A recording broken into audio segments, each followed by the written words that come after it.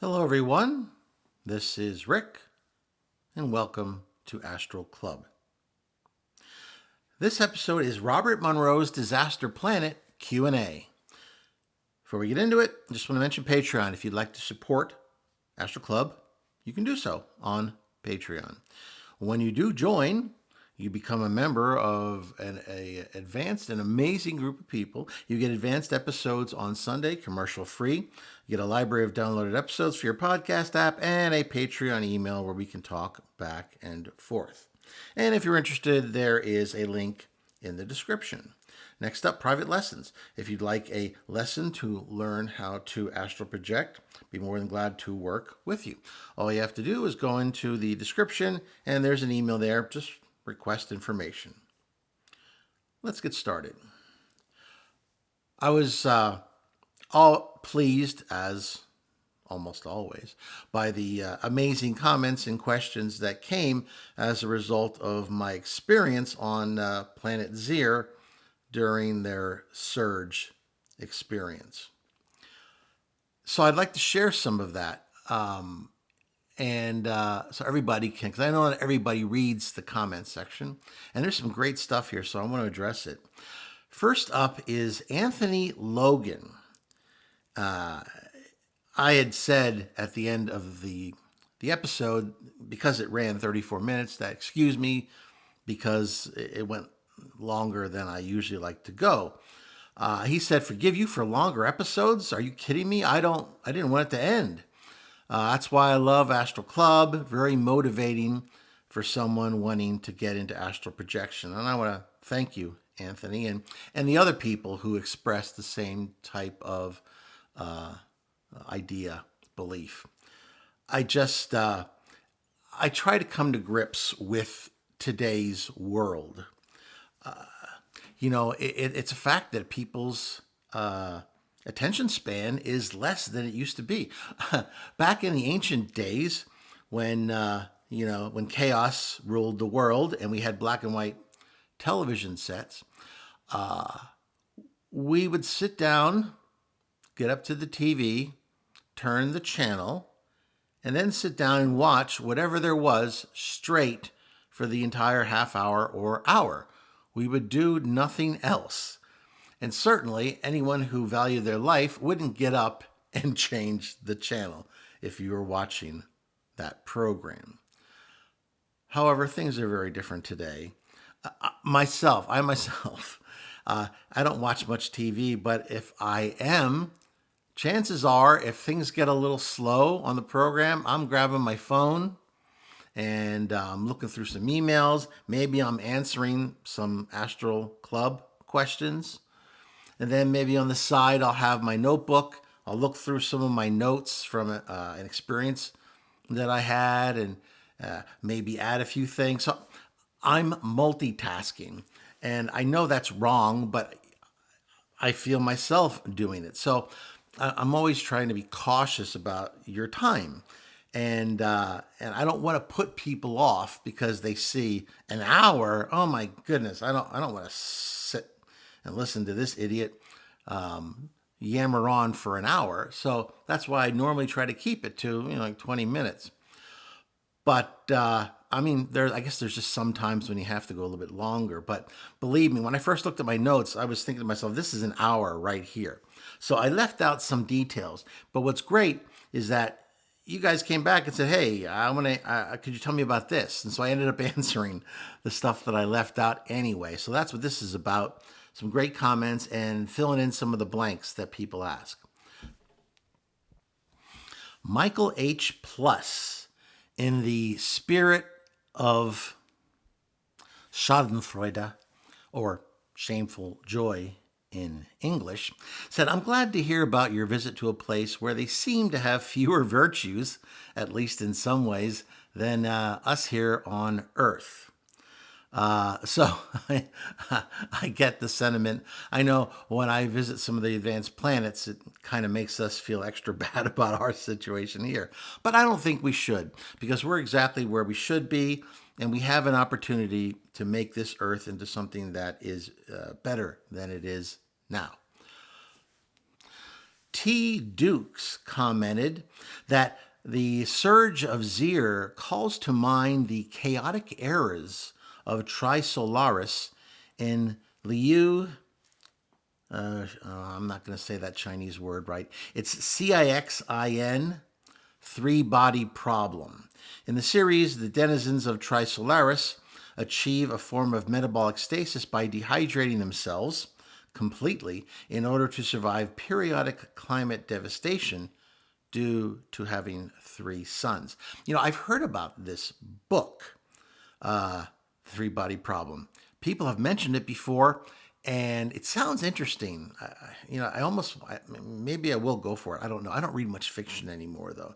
Usually, if I'm reading, it's about history or maybe astral projection. I just don't read a lot of fiction, but it sounds fascinating. So if you're somebody who enjoys good science fiction, maybe give that book a try and let me know what you think.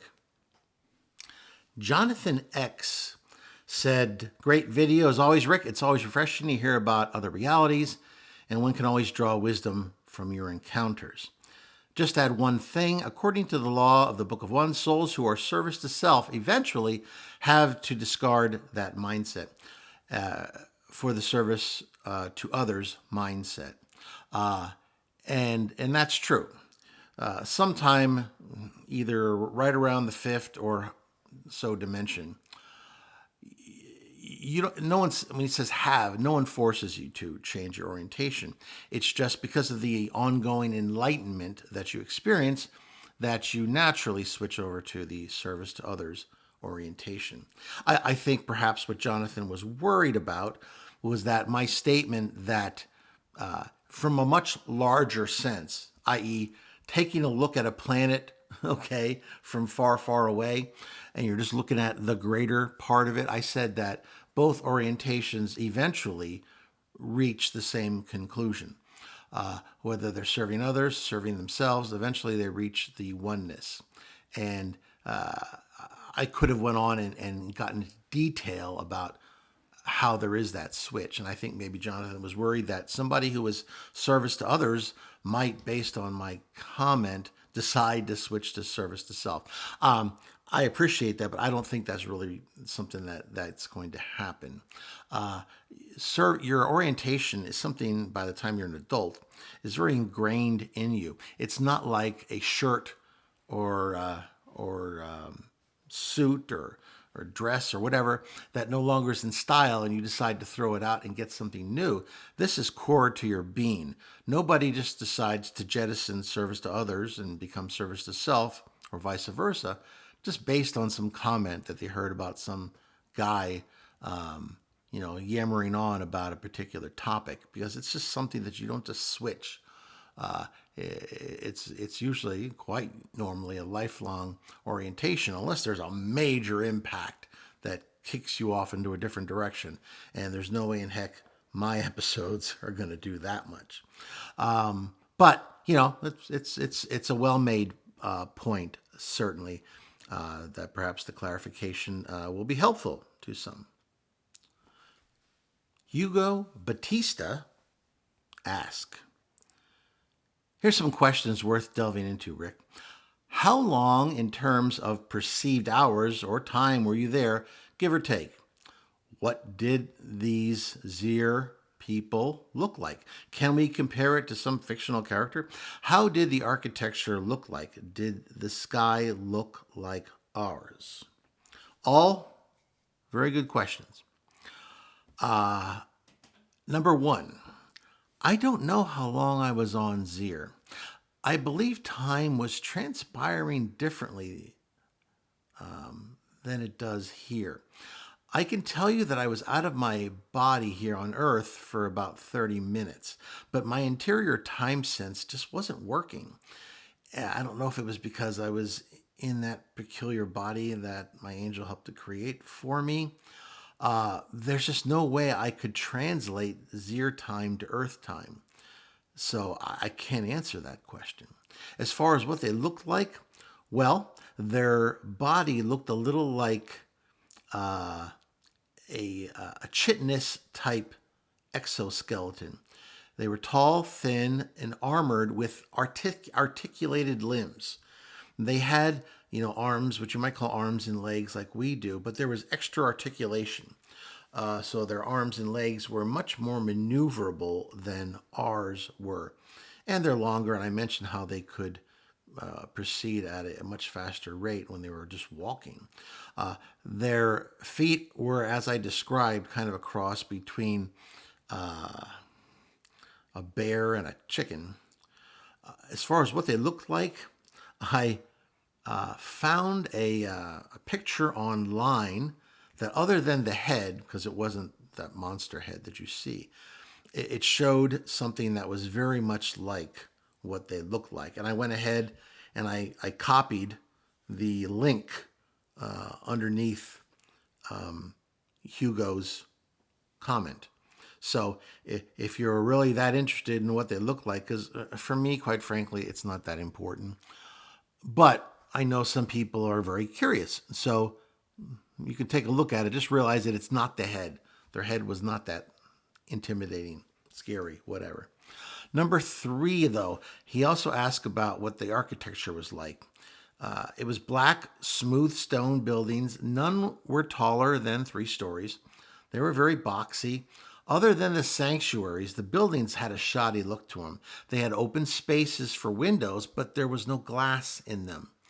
And the sanctuaries didn't have the openings for windows. Unfortunately, I didn't have time to do a deeper dive into their architecture because I was experiencing this surge at ground level, as if I was one of them, which is what I wanted to do. So, I had to go inside the sanctuary. And when I came out, everything was rubble. There was just nothing left standing other than my sanctuary, and I imagine probably other sanctuaries. So I really can't get into any more detail on that. I do know they were shoddy, though. It was almost like, they were just building these things so they can make the most amount of profit out of it, and perhaps with the idea that eventually it's all going to be destroyed anyway. So why go out of your way to make something very secure, unless you're doing a sanctuary? Lastly, about the sky. Well, what I saw was a sky that was black and stormy with a red glow. I don't know if that's their natural state or if that was some sort of a side effect of this disaster that was almost on top of them. But that's what I saw. One of our top commenters, the Astral Tourist, said, I enjoyed hearing about the identity check and that you were going with the flow about being from the Western continent. I found some places have way more security than others. Cheers. I always attempt to blend in whatever possible, even if I can come up with a good approximation of the body and clothing and what have you. You still stand out at times because, let's face it, you don't know the culture. You can get some ideas from telepathy, but that doesn't transfer a complete knowledge of a culture just because you peered into the minds of a few folks. I also don't want to generate legends that could interfere negatively with a culture or a planet's development. I don't want to return to Zeer someday and see little alien dolls that look like me, for example, as we have popularized the gray aliens. So if somebody says, oh, hey, are you from X or are you one of these types? Indicating that I'm some sort of foreigner, I always go, yes. That way it's a lot easier for them to excuse whatever cultural faux pas I stumble into. AVE said, your description of the effect of the approaching neutron star is very fascinating. Tidal forces do distort planets slightly. In effect, the Earth is elongated by about 20 centimeters on either side facing toward and away from the moon, but the distortion occurs slowly and has very uniform effects at our scale. I can only imagine how destructive it would be for such a distortion, especially a larger one, to appear suddenly and with less uniformity. Certainly. And I mean, our moon has a dramatic effect, on our tides, for example. So this neutron star obviously kicked it up to the nth degree. and it certainly severely affected the development of this particular planet. Oh, I definitely want to mention that when I was talking about Robert Monroe's book, it's Far Journeys, not Future Journeys. I don't know, man. I think I had a mini stroke there, and I just kept on calling it the wrong name. It's Far Journeys by Robert Monroe. Apponex said, "This episode puts me in mind to ask you about your thoughts on the Fermi Paradox." He also was one of the ones who said, "Hey, I love me those longer episodes." Okay, for anyone who is a little fuzzy on the Fermi Paradox, it's pretty easy.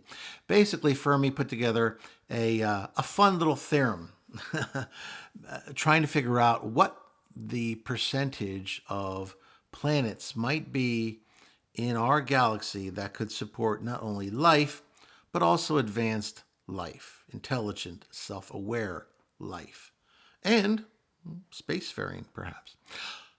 Okay, so my answer to it is just based on what very limited experience I have. I mean, very limited. But I've seen many planets with simple life on them. Sophisticated life is much rarer. Advanced life with an interest in space exploration and the necessary tech is even rarer. Our galaxy has supported life for billions of years. Civilizations have risen and fell. I had a podcast a while back where I described a deserted, sophisticated city. I suspect that the ruins of many advanced civilizations may be littering our galaxy. Let's face it, people, we've only made a half-hearted attempt, over a very brief period of time to fund listening devices to detect advanced life for a relatively short period of time. Our galaxy is like the Pacific Ocean. Imagine a few Chinese people throwing a couple messages in a bottle and then having somebody waiting on the beach in San Francisco to find those bottles.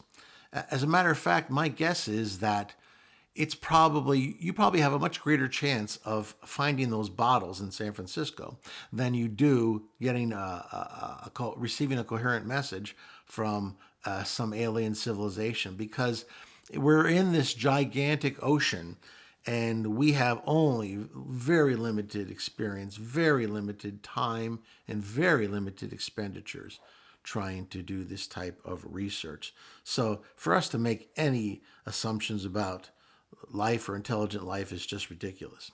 But I think we also need to ascertain something here. I think we're using a prejudice based on our own Earth history. Intelligent life does not necessarily mean spacefaring life. We take for granted nowadays that it does, because most of the people alive today, with the exception of myself and some of the older folks, have always been alive while we had people in space. But that's not necessarily something that has to occur. Without World War II and the massive expenditure that went into, for instance, the V2 rocket program by the Germans in World War II, we would not have had that technology to eventually launch satellites into space and then eventually men into space. That was something that was a product of a life and death struggle where no expenditure was too much. And we achieved a huge scientific breakthrough in a number of areas, aerospace being one of them. And heck, those German scientists that had served Hitler ended up serving us. But that didn't necessarily have to happen. If World War II had never happened, we would not have space technology. I have no fear in making that particular claim. I could see plenty of other intelligent planets that just never came up with the idea of launching themselves into space. They might look up at the stars and say, oh, that's pretty cute. Look at all those twinkling things up there. They may even get scientific and eventually figure out what those little twinkling things are. But it may never occur to them to go into space. It helped us because we had a big old moon pretty darn close to our planet, and we were staring at it on a regular basis. And that helped to prompt us to travel into space because we had this nearby port that we could land on. Not everybody's going to have that. So, that's sophisticated life is rare enough, but life that goes into space is even rarer. CJ Simmered said, oh my God, Rick, I feel like you just described Japan. Here it is culturally inappropriate to ask for help, and people will get suspicious if you help random strangers and they'll ask you, why do you do that? I observed that behavior whenever I traveled to China. I thought it was based on the cultural havoc that was wrought by the Chinese Communist Party that destroyed the spirit of the people. But it turns out, I think, based on what CJ has to say here, that it might be a cultural aspect, perhaps of Asian civilizations, at least of Japan and China, if nothing else. So that certainly is very interesting. I don't know if it's indicative of the struggle of service to others versus service to self, or if it's some weird cultural difference. I do know we beat ourselves up here in the United States quite a bit about our problems. But I think we don't give ourselves enough credit either. I've seen incredible acts of anonymous care and comfort that has been supplied by strangers to a variety of people in my life. So, I don't pretend to know, or certainly I would never judge a culture. But I think we here in the United States, maybe give ourselves a little pat on the back, because we do tend to be a country that, though we have problems, we are willing to help others, even if it's not necessarily something that's going to win us something in return. Now, the Astral Club member that has a lot of 01s in his name said, great video, and he had a bunch of great questions. Number one, are the Zeer aliens aware that there are other life forms and other planets? If so, have they traveled to Earth? I didn't do heavy scans. I was busy, trying to get other information. But no, I didn't get a sense that they had any awareness of other intelligent life in the galaxy. Nor did I have any evidence of their ability to travel into space. Once again, I think we're confusing Earth history and Earth's progress with perhaps another planet's progress. Just because you have become more sophisticated does not necessarily mean that you're going to want to and invest in the necessary technology to travel into space. Because at the end of the day, if you don't have a very particular economic reason to do so on a service to self planet, who would invest that level of money? What would be the return? So, no, I did not sense that they had any space travel capabilities. Next up, how does their Megatide affect Earth?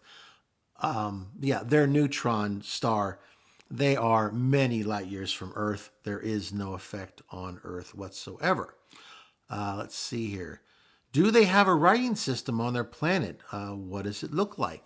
You know what? I noticed, without even thinking about it, at the time that there were line scratches on some of the buildings. I just didn't think about it. Now I wonder if it was some form of writing. If it was, then it reminded me sort of the Arabic written language. That would be the closest analogy I saw to those scratches that I saw on their buildings. Lastly, the question was, what does their language sound like? I didn't have the ability to hear in that body. I had a body that appeared like theirs, but my communication was still based on basic telepathy. Ruby87 said, what density do you typically visit planets? I heard that the fifth is the most common with life and the third is very rare. I can't comment on that statement. Most of my visits to other planets have been in the third and the fourth dimensions. I do that because it's also the most relatable when talking to people like us who currently live on the third. When you start getting above the fourth, trying to explain what you saw becomes extraordinarily difficult. So, mostly the third and the fourth. Sophronis said, "When you ask your angel for money, I laugh so hard." Yeah, he's talking about, I wanted to make sure I didn't repeat Monroe's mistake by getting a card that didn't have sufficient funds on it to accomplish what I wanted to accomplish. But it did feel weird asking my angel for money. I felt like a kid again asking for my allowance. So that was, yeah, I could see how you would think that was funny. Syrian asked, "Can you describe for me what your hotel room looked like with more detail?" Yeah, this is another one of those things that I glossed over because I was worried about time. And now I'm just letting this thing go, so it's going to run long. It wasn't a hotel room. If you're thinking that, you're thinking it's way fancier. No, the sanctuary room had more in common with a large walk-in closet than a hotel room. The room was as big as what I would call like a medium living room. Or medium TV room is what we used to call them in the old days. The walls were white with something that looked like sprayed on sound insulation. The floor was made of that same black polished stone that I've been seeing. There was some apparatus jutting out of one of the walls that I believe was a sanitary unit of some kind. I looked at it, but I couldn't make any hide or hair of it. I certainly wasn't going to try to use it. That would be the equivalent of somebody from another planet who doesn't understand how one of our toilets work, and they make some assumptions and get themselves into trouble. There was the main furniture, if you will, was two very intricately woven handmade mats on the floor for our comfort. That was it. Well, if you think about a room that's going to safeguard you from let's say, a 9.9 earthquake or the equivalent thereof, you're not going to want to have a lot of furniture, are you? Because all that means is you're going to fall if you're sitting on something, or something is going to fall on you. So the safest thing to do is just have a couple of mats to sit on, because you're already on the floor and nothing's going to fall on you because there's nothing there. Now, when things started shaking, I noticed some of that white insulation, or whatever you want to call it, started flaking off.